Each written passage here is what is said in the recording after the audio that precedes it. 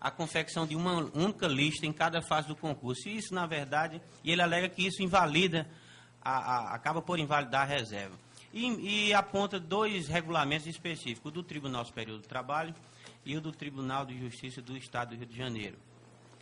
O regulamento do Tribunal Superior do Trabalho, o presidente prestou informações, o presidente do TST, dizendo que a resolução 907 já reserva 10% de vagas, ou seja, acima do percentual previsto no decreto 3298, diz que o candidato de deficiência concorre a todas as vagas oferecidas, utilizando das vagas reservadas somente quando não atinge a classificação.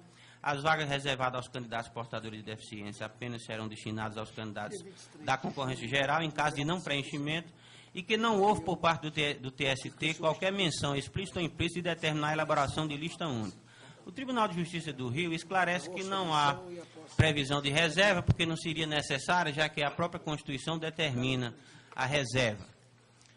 E eu concluo, senhor presidente, fazendo um resumo, porque o voto está disponibilizado e é longo, eu concluo no seguinte sentido. A resolução do TST trata da reserva. Todavia, o presidente diz corretamente, o presidente do Tribunal Superior do Trabalho, que a resolução permite a interpretação no sentido de que devem duas listas ser publicadas.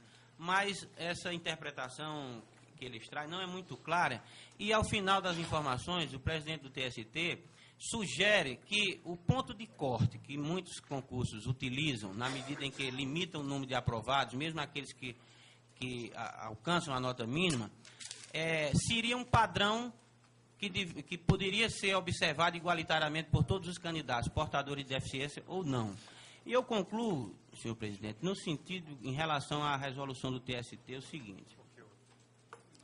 A resolução administrativa do TST trata de reserva de vagas nos seguintes termos, eu transcrevo. Vê-se que não há na resolução 907 expressa previsão de publicação separada da lista com os candidatos portadores de deficiência aprovados, o que não significa que haja necessariamente lista única de aprovados, conforme reconheceu o presidente. As normas do artigo 40, parágrafo da resolução 907, admitem interpretação compatível com a exigência de elaboração de lista separada para os candidatos portadores de deficiência, imprescindível à eficácia da reserva de vagas. Observe, contudo, que as informações prestadas pelo ministro-presidente do TST suscitam dúvidas sobre a aplicação da nota de corte, também aos candidatos inscritos como portadores de deficiência, considerando-se como um índice mínimo de aproveitamento no certame para aprovação. Essa frase entre aspas. A aplicação dessa orientação, todavia, retira toda utilidade da previsão de reserva de vagas para portadores de deficiência. Vale dizer, a inclusão dos candidatos portadores de deficiência na lista geral resultante da aplicação da nota de corte é incompatível com a própria reserva de vagas. O regulamento do concurso para ingresso na carreira da magistratura do Rio de Janeiro trata do tema apenas no parágrafo único do artigo 19, que assegura a inscrição dos portadores. E aqui eu transcrevo. Ao contrário do que se afirma nas informações prestadas pelo TJ do Rio de Janeiro, não é bastante assegurar-se a inscrição do candidato portador de deficiência sem fixação do percentual de reserva de vagas. Também não é dispensável a lista em separado pela circunstância de que o Tribunal de Justiça não adota nota de corte, considerando desaprovados todos os candidatos que obtiverem a nota mínima. A ausência de lista distinta pode acarretar prejuízo para os candidatos portadores de deficiência na hipótese de aprovação de candidatos em quantidade superior ao número de vagas oferecidas. E aí, com essas considerações, senhor presidente, eu julgo parcialmente procedente o pedido formulado no seguinte sentido, de determinar ao Tribunal Superior do Trabalho a modificação da resolução número 907 para incluir regra expressa acerca da publicação em separado de listas relativa aos candidatos portadores de deficiência em cada fase do certame e de que os candidatos inscritos nessa condição, que obtiverem a nota mínima para aprovação em cada fase, não se submetem à nota de corte decorrente da limitação do número de aprovados.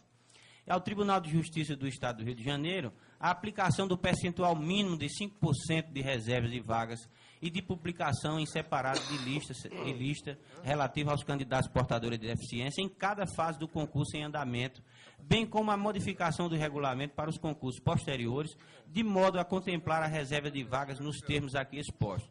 A procedência parcial, senhor presidente, é porque eu digo que já existe uma comissão deste Conselho com a incumbência de elaborar a resolução sobre concurso, e essa resolução deverá abranger esse tema da reserva de vagas. Por isso, a procedência parcial nos termos postos. É como voto.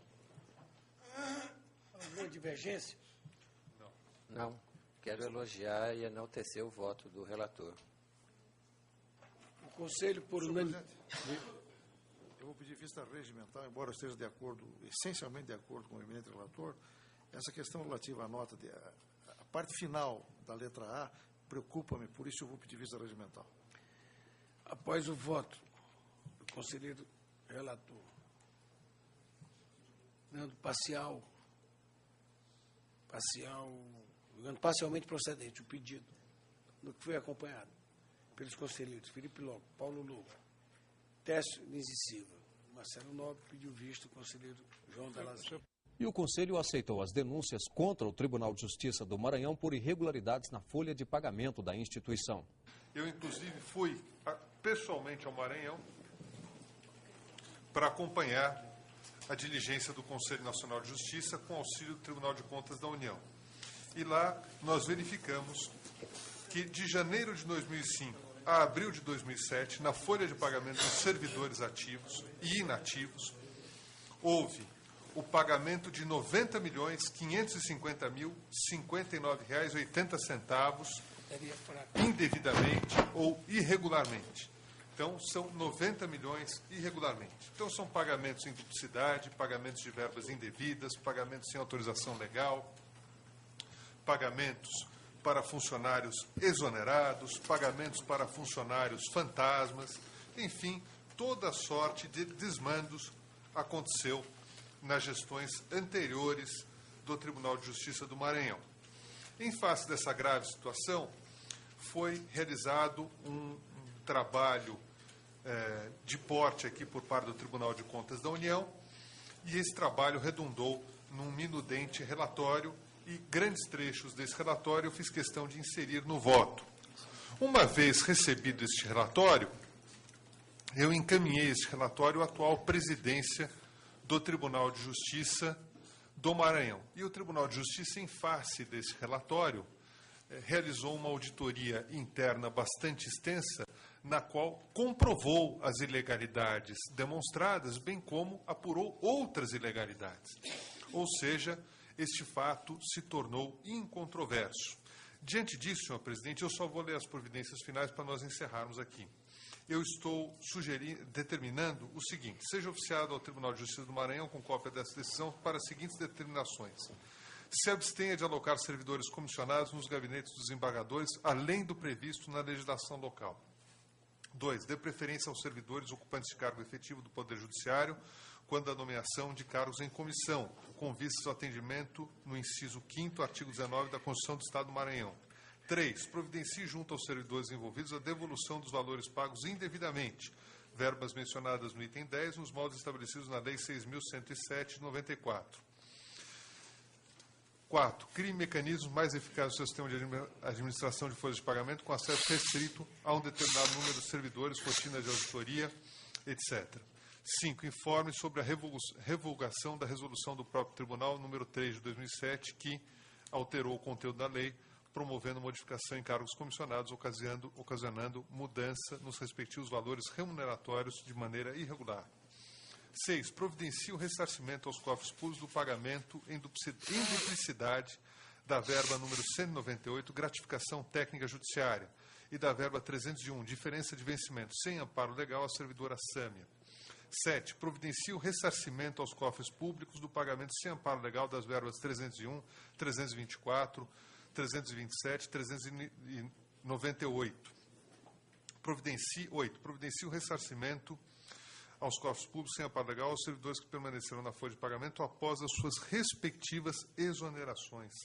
9. Providencie o ressarcimento aos cofres públicos do pagamento sem amparo legal à servidora Iná, que era cônjuge do presidente do Tribunal de Justiça do Maranhão à época e que recebeu indevidamente a quantia de R$ 62 mil. 10. Se abstém de efetuar pagamentos de adicionais por serviços extraordinários aos servidores ocupantes de cargo em comissão que já têm jornada estendida em razão da modalidade do cargo que ocupam. 11.